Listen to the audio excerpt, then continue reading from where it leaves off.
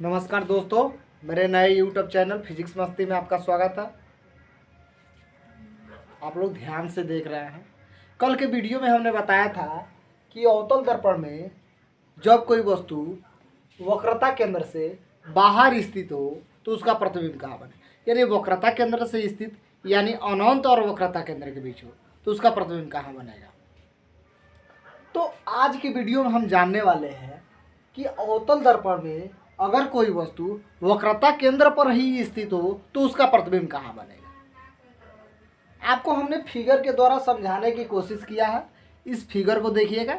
अगर नहीं समझ में आता है ना तो डिसलाइक कर दीजिए और चल दीजिए। समझ में आ रहा है, समझ में तो आएगा ही आएगा, काहे कि वीडियो पर आप बने रहिए, लास्ट तक देखिए, एकदम मजा आने वाला है इसमें। तो चलिए जानते हैं और क्वेश्चन को समझते हैं, समझने का प्रयास करते हैं। क्वेश्चन कह रहा है कि अवतल दर्पण में अगर कोई वस्तु वक्रता केंद्र पर स्थित हो तो उसका प्रतिबिंब कहाँ बनेगा। कन्फ्यूजन नहीं होना है, कन्फ्यूज थोड़ा भी नहीं होना है। इसके पहले हमने बताया है कि अवतल दर्पण में जब कोई वस्तु वक्रता केंद्र से बाहर स्थित हो तो उसका प्रतिबिंब कहाँ बनेगा। लेकिन हम यहाँ पे कह रहे हैं कि अवतल दर्पण में अगर कोई वस्तु कहाँ स्थित हो, वक्रता केंद्र पर स्थित हो तो उसका प्रतिबिंब कहाँ बनेगा। वक्रता केंद्र बोले तो सी, यानी से को इंग्लिश में कहते हैं, सी को कहते हैं सेंटर। अब वक्रता केंद्र का परिभाषा भी हमने लिखा है, नहीं देखे है ना तो चिंता मत कीजिए, इस वीडियो के डिस्क्रिप्शन में उसका लिंक मिल जाएगा, आप देख लीजिए और चैनल को सब्सक्राइब कर दीजिए। क्या है कि आप लोगों का 10th और 12th का एकदम जीरो से हीरो तक का हम जो है क्वेश्चन कराएंगे। ahoy सुनिए, 99% की गारंटी नहीं, 110% की गारंटी लेते हैं। अगर समझ में नहीं आया ना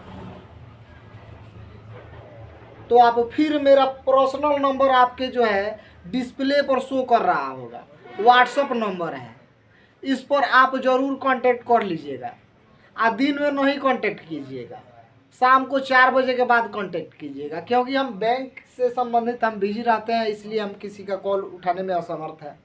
हाँ, एक और नोटिफिकेशन है, आप लोग जान लीजिए। अगर आपको स्पाइस मनी या पैन कार्ड का फ्री में रिटेलर आईडी चाहिए तो मेरे इस नंबर पर कांटेक्ट कर सकते हैं। और जो सब्सक्राइब करके अपना नंबर भेजेगा उसे जो है मैं फ्री में जो है रिटेलर आईडी दूंगा, पैन कार्ड का भी और स्पाइस मनी का भी। अगर वो पैसा कमाना चाहता है, ढेरों पैसा, यानी 1 लाख 2 लाख या 50,000 20,000 का महीना अगर कमाना चाहता है तो हमसे जुड़ करके पैसा कमा सकता है। उसके लिए करना आपको कुछ नहीं है, केवल मेरे चैनल को सब्सक्राइब कर देना है। आपका फ्री में आईडी जो है पैन कार्ड का और रिटेलर आईडी स्पाइस मनी का दिया जाएगा, जिससे आप पैसा निकालते हैं। तो चलिए हम देखते हैं कि अवतल दर्पण में जब वस्तु वक्रता केंद्र पर हो तो उसका प्रतिबिंब कहाँ बनेगा। तो आंसर होगा अवतल दर्पण में जब कोई वस्तु वक्रता केंद्र पर हो तो उसका प्रतिबिंब वक्रता केंद्र पर बनेगा, वास्तविक बनेगा, उल्टा बनेगा और वस्तु से छोटा बनेगा। कंफ्यूज हो रहे हैं। इसके पहले हमने बताया था अति छोटा बनेगा, उसके बाद बताया कि छोटा बनेगा, फिर इसमें कह रहे हैं कि क्या बनेगा, वस्तु से छोटा बनेगा, यानी वस्तु जितना होगा उससे क्या होगा, छोटा होगा। तो जानते हैं अवतल दर्पण में जब कोई वस्तु कहाँ स्थित हो, वक्रता केंद्र पर हो तो उसका प्रतिबिंब कहाँ बनेगा, वक्रता केंद्र पर बनेगा, वास्तविक बनेगा, उल्टा बनेगा। अब वस्तु ही है ना तो इससे छोटा, मान लीजिए कि 10 सेंटीमीटर का वस्तु है तो इसका प्रतिबिंब कितना सेंटीमीटर का बा, 5 सेंटीमीटर का बा, यानी वस्तु से छोटा। आई कहने का ये भी तात्पर्य नहीं है कि 5 सेंटीमीटर का बनेगा, हो सकता है कि 8 सेंटीमीटर का बने। यानी यह कोई रिस्ट्रिक्शन नहीं है इसमें कि वस्तु का प्रतिबिंब जो है छोटा बनेगा तो कितना छोटा बनेगा, यह वस्तु पर डिपेंड करता है।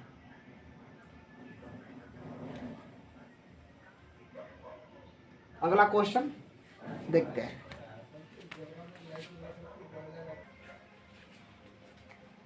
चलिए देखते हैं अगला क्वेश्चन। अगला क्वेश्चन कर रहा है कि अवतल दर्पण में जब वस्तु C तथा F के बीच स्थित हो तो उसका प्रतिबिंब कहाँ बनेगा। अरे भाई, हमने आपको अभी अभी बताया कि जब वस्तु C पर हो तो उसका प्रतिबिंब कहाँ बनेगा, C पर बनेगा, वास्तविक बनेगा, उल्टा बनेगा और वस्तु से क्या बनेगा, छोटा बनेगा। तो अब हम कह रहे हैं कि C और F के बीच स्थित हो तो उसका प्रतिबिंब कहाँ बनेगा। हई देखिए, ये C है, हई F है। अब भागिएगा नहीं, भागिएगा तो नहीं समझ में आएगा। एकदम वीडियो पर बने रहिए लास्ट तक, तभी आपको समझ में आएगा। वस्तु जो है ये भी दिखाई दे रहा है आप लोगों को। अब देखिए, ये भी वस्तु है, ठीक है। और जब इसका प्रतिबिंब बना है तो यह हो गया है ए डैश और बी डैश, यानी वस्तु का प्रतिबिंब जो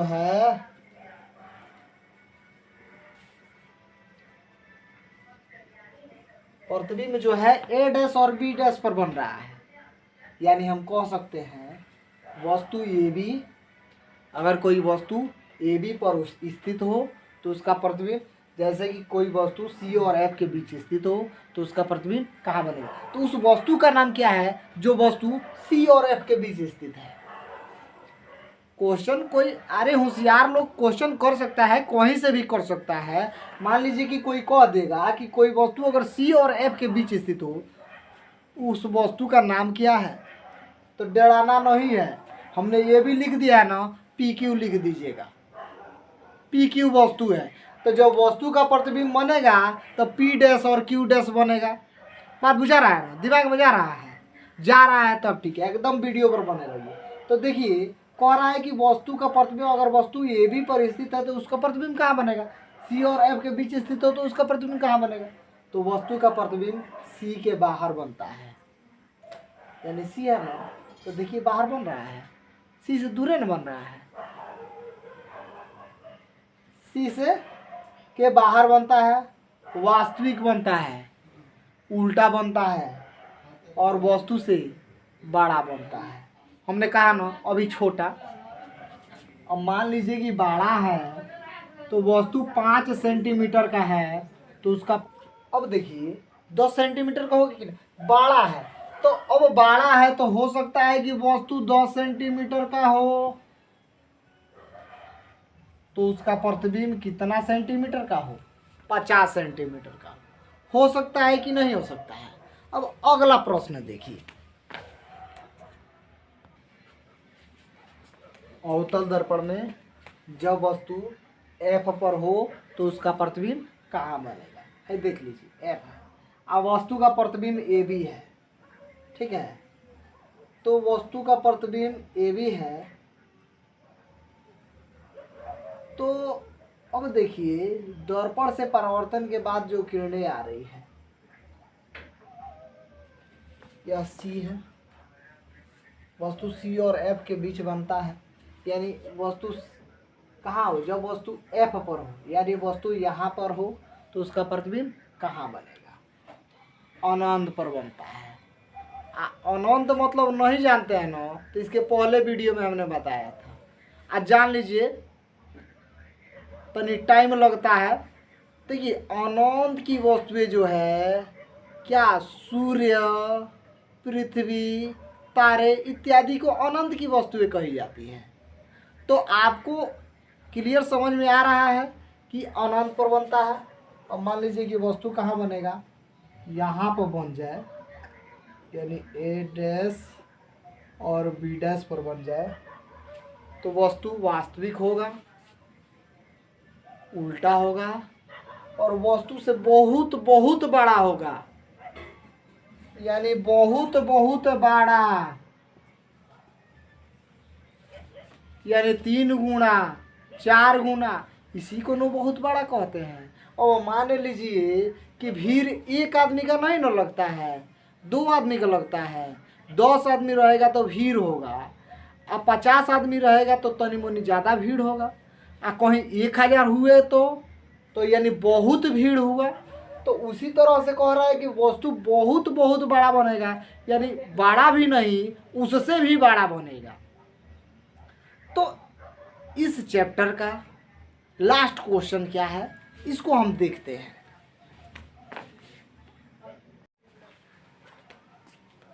अवतल दर्पण में जब वस्तु ध्रुव और फोकस के बीच स्थित हो तो उसका प्रतिबिंब कहाँ बनेगा। भाई देखिए, दर्पण के ध्रुव P और फोकस के बीच स्थित हो तो उसका प्रतिबिंब कहाँ बनेगा।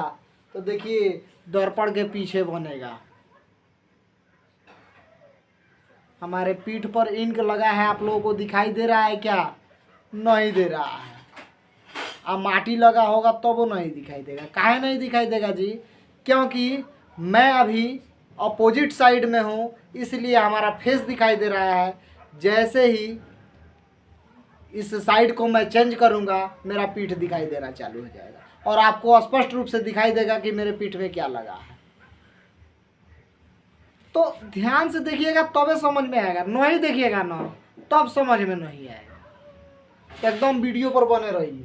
तो कह रहा है कि दर्पण के पीछे बनेगा। देखिए ए भी वस्तु है तो दर्पण के पीछे ए डैश और बी डैश वस्तु बना है ना, आभासी होगा, सीधा होगा और वस्तु से बड़ा होगा। देखिए आभासी हो पीछे है तो आभास कर रहे हैं ना, पीछे से कौन एक थप्पड़ मारा है देखे तो नहीं है ना। तो देखिए आभास किया जाता है। एगो देहात में कहावतवा नहीं सुने हैं लोग, मछरिया जो नहीं पकड़ाती है तो अनमोट होती है। तो इसी तरह से ही मोट है। वीडियो पर बने रहने के लिए धन्यवाद। लाइक कीजिए, कमेंट कीजिए, शेयर ज़्यादा से ज़्यादा अपने दोस्तों में शेयर कीजिए ताकि वो लोग भी इस वीडियो के माध्यम से पढ़ सकें।